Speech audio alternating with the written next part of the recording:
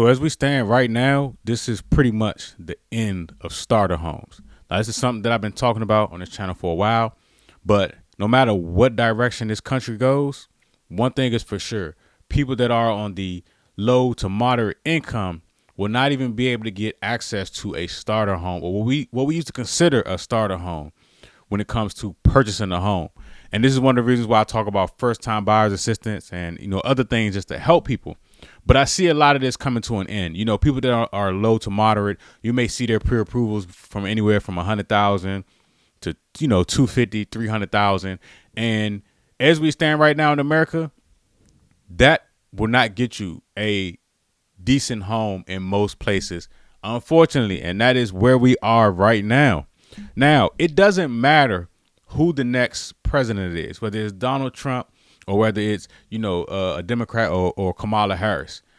The same suppression of access to affordability for people in the low to moderate income, they'll still be suppressed, right? And half of it is policy. The other half is the other person's fault, right? And I'm going to explain both sides. If Donald Trump, for example, becomes president, we know that they're going to reduce or suppress interest rates or change monetary policy. And what happens with that is the mortgage rates will come down. If the mortgage rates come down, you're going to have a lot of people running to the market at the same time, driving prices up. So if we're in a higher interest rate environment, and in most places, 200 grand, 300 grand really can't get you, a decent home. And of course, everybody down in Texas knows that you can get a home out there. But, next to any other major city where most jobs are, that 300,000 isn't going to get you much. Right. So we know that if the mortgage rates come way down to a 3%, 4%, it's going to drive the prices even higher. Well, if you look on the flip side, too, if we get a Democratic president, let's just say Kamala Harris, well, the immigration policy isn't going to change because if you don't know, people from other countries can come over here and don't even have to be citizens, and they're able to buy a home. We know some of these people will come over here, 4 or 5 of them to get together and they'll buy one home. One person can qualify, everybody else pitches in, and they're purchasing homes. But on the flip sides of both coins, right, with both parties, is no matter what, hedge funds are buying and building and making rental only homes. So in theory, most people will never own a home. And now let me talk about how it's the fault of the buyer, right? Most buyers don't have forethought. They can't forward think. People that are in that low to moderate income can only think right now. They're emotionally tied to right now, but they can't think the future or plan for the future. My first home was like 900 square feet. I think it was like 180,000. When I purchased it, in my mind, I didn't think, I'm about to live in this house for, the next 10, 20 years. I said, no, I'm going to stay here for a year, 2 years, and then keep stepping up. And, eventually that's what I did. But most of these people can't think forward like that, right? So when you see somebody buying $1 million home, multi-million-dollar property, a lot of these people started somewhere and they just what I call rolling equity, right? Like they're using the equity to go to the next property, and then they built themselves up to be able to roll in, a couple 100,000 into $1 million home, have a lower mortgage payment, and they didn't have to come out of pocket technically to put the money down to purchase that property. But you know how this world is, right? We idolize the end result, but we skip the grind part or the middle section because, the hard work of that or the time to put into that, people don't want to take that time. And most of these buyers that are in this 200, 300 and lower range don't have that foresight. They can't see that far, right? Or they don't want to plan that far. They think they're supposed to have it right now.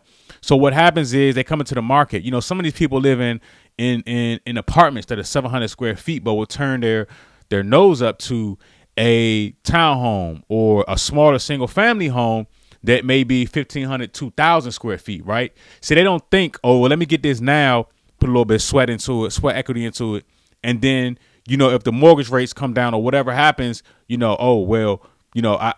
build $50,000 to $100,000 in almost 2 years, and sell that property and roll that 100,000 into the next property, right? Like some of the people that purchase homes with me, last year and a half, 2 years, they got $100,000 worth of equity, and it's almost impossible for somebody with a low to moderate income to even save $100,000 in 2 years. You know what I mean? So you're going to pay rent somewhere, right? Or somebody's mortgage. And at least, you get that appreciation if you own it. And then you can use that, right? There are some people that may have purchased a home, stayed in it for 2 years, built $100,000 worth of equity, sold the home, had $100,000 in the bank, quit their job and moved to Bali, and found them, somewhere to stay in Bali where their rent is $100 a month while they figure out what they want to do with their life, right? But they have that money, that 100 grand, which can do a lot more for you in Bali than they can here. But they, stayed down for 2 years to be able to put themselves in that position to do that, right? And I'm starting to see that most of these people on that low to moderate income, or that are, in those lower pre-approval ranges, they can't forward think. They can't think, all right, let me get this now, make it nice, shine it up real quick, stay in it for a year or two. It's better than where I was staying, right? Whether you were at home with your folks, or whether, you were in a very small apartment, or whether you were renting from somebody that you don't like. And then, build the equity, sell it, and then roll the equity and move into the next spot. And for these people that can't forward think, I'm telling you now, in the future, there's going to be a trailer park waiting for you with a double wide, because that's the most, if you can't increase your income, then you got to increase something on the asset side or the equity side to be able to roll it and, roll your way up to the nicer neighborhoods, the nicer school districts. And, that's when I first bought my first property. That's what I was thinking. I was like, look, I'm about to start right here, move from here to here, move from here to here, and then, keep rolling it. Anybody in the DC area, DC is getting gentrified, and most of those people are getting moved, an hour and a half into St. Mary's County, which is past. If you know Charles County, there's St. Mary's, which is St. Mary's is further. That's like farms and shit, right? So they're getting moved. They're getting forced into that direction, because everywhere in between, townhouses, 400,000 and up, right? And when you look at, like, let's just say, for example, Baltimore, it's a very similar thing going on. They're gentrifying Baltimore. Baltimore is on the way up. The home prices are starting to come up. But what's happening is, you have people that are like, oh no, I wouldn't live in Baltimore. I wouldn't live, in these certain areas. But you have people that come in and say, oh yeah, I will. That that aren't even from this country. And what's happening is they're starting to build or push the prices up of a lot of this stuff. So the same thing, just like with DC, with Baltimore, these people are getting displaced further out into the country, and the opportunity to build the equity or whatever, people are missing out on that because they don't have foresight, right? So, right now, it's going to be the end of the starter home, because with a lot of these townhomes going up in price, it's going to take 450,000, to be in an average area where, close to a downtown center, or now there are some places, like country areas, where you may be able to find something for 200 grand, but it's going to be in the middle of nowhere, right? And it's unfortunate. I see some of these builders now, and this is old game. They're not even building the homes, right? They're buying something called modulars. Modulars are built in a factory, okay? And they put the home on the back of a truck, or depending on the size, multiple trucks. Somebody buys a piece of land, they put a slab down, get the electric, ran, the plumbing, and they just drop the house on top, right? It's a lot faster to do than building a house from the ground up.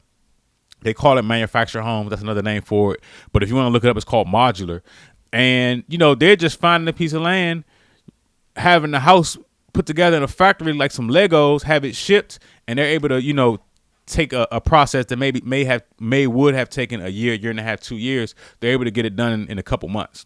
Right. And then they're throwing a price tag on those homes, 400,000, 450, depending on the size. Right. Some of them they may, cut a basement in. But that's what's going on right now. So what people consider starter homes, those things, in the future may it's not going to exist anymore. And it's going to be hard for the average person with low to moderate income, because the income isn't keeping up with the housing. And it doesn't matter who your president is, either side is going to make it worse for you one way or another. The mortgage rates on this side are going to come down to stupid low, and it's going to drive the prices. This side, the immigration policy is going to drive the prices. So, one way or another, if you're a low to moderate income, you got to learn how to move smart, especially in real estate. And it's a lot easier, in my opinion, to build up, let's say 100 grand through real estate and cash than it is through, you saving your way to it through a job, because you're going to pay somebody's mortgage. You're going to pay rent to somebody anyway, right? But you're not getting that appreciation part of it. Well, with the real estate, you're getting the appreciation part of it, right? And then you can either cash out on that, which capital gains is up to, you don't got to pay taxes on it up to like 250 if it's if it was a home you lived in. Don't take my word on that. I'm not a tax advisor, but if you don't have any money in the bank, you can sell that asset and get access to that money, right? But if you're just renting from somebody, you're shit out of luck. So I just wanted to just say that it's getting hard out here for people that want to get into the market that can't forward think.